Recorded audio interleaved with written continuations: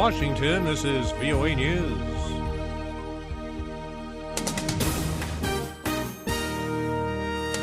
I'm Ray Kouguell reporting Congress approves action on Iran nuclear agreement. The U.S. House of Representatives overwhelmingly passed a bill giving Congress the right to approve or reject a nuclear deal with Iran. Thursday's vote was 400 to 25. The Senate passed the measure last week. The White House says President Obama, who had threatened to veto it, now plans to sign it. The bill gives Congress 30 days to review a nuclear deal among Iran, the U.S., and 5 other major world powers. During those 30 days, Mr. Obama will be barred from waiving any U.S. sanctions against Iran. President Obama says the United States has an ironclad commitment to the security of its Gulf allies and would consider using military force if they were threatened. Mr. Obama hosted a summit of 6 leaders and senior ministers from the Gulf Cooperation Council at the Camp David presidential retreat north of Washington Thursday. The 6 Gulf leaders came to the summit looking for reassurances from the president that the United States is fully committed to their security. Burundi's presidential office says President Pierre Nkurunziza is back in the country, saying that a military coup attempted while he was in Tanzania has failed. Mr. Nkurunziza's office says security forces are looking for the coup leaders so they can be brought to justice. There's been no independent verification of the president's return to Burundi. Rival army factions were still battling for control of the capital Bujumbura on Thursday. The fighting was centered around the state radio and TV complex, with troops who support the coup trying to take it from soldiers loyal to the president. This is VOA News.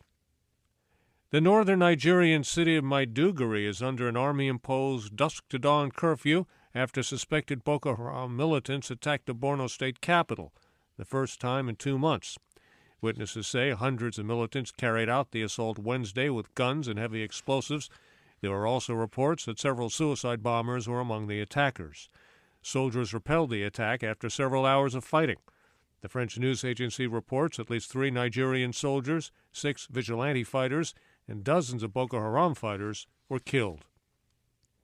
Despite a ceasefire in Yemen, the fighting continues. Edward Uranian reports. News media Thursday reported Houthi rebel militiamen fired tank shells and rockets at Sunni tribal fighters in Yemen's 3rd largest city of Taz overnight, in one of several reported violations of a humanitarian ceasefire.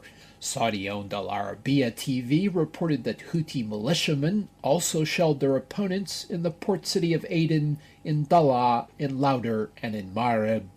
The Houthis' Al Masirah TV said that Saudi planes bombed a market in Hodeida and a civilian vehicle in northern Sada province. VOA could not independently verify the claims. Edward Uranian, Cairo. The Islamic State group released an audio message, it says, is from its leader Abu Bakr al-Baghdadi, who's not been seen or heard from in months. The message urges Muslims to take up arms in its cause and emigrate to the caliphate it is proclaimed in areas of Syria and Iraq. Western news agencies have not been able to verify whether the voice was al-Baghdadi's. President Obama thanked first responders and others who helped victims of Tuesday's Amtrak train accident in Philadelphia. President Obama also conveyed his deepest condolences to the families of the victims. Another body was pulled from the wreckage Thursday, pushing the death toll to at least 8, with another 200 injured, some of them critically. Investigators are trying to determine why the train was traveling at more than twice the posted speed limit before it crashed, but the lawyer for the train's engineer said Thursday he suffered a concussion in the accident and cannot recall what happened. The Taliban claimed responsibility Thursday for an hours-long attack on a guest house in Kabul, the Afghan capital, that killed 14 civilians, including several foreigners. The attack began Wednesday night when gunmen began shooting at the Park Palace Hotel during a party for foreigners. 5 hours later, it ended with police killing 3 assailants. The U.S. Embassy says 1 American was among the dead, while Indian officials say 4 Indians were killed.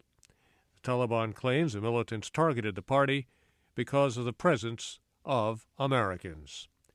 I'm Ray Kouguell in Washington. That's the latest world news from VOA.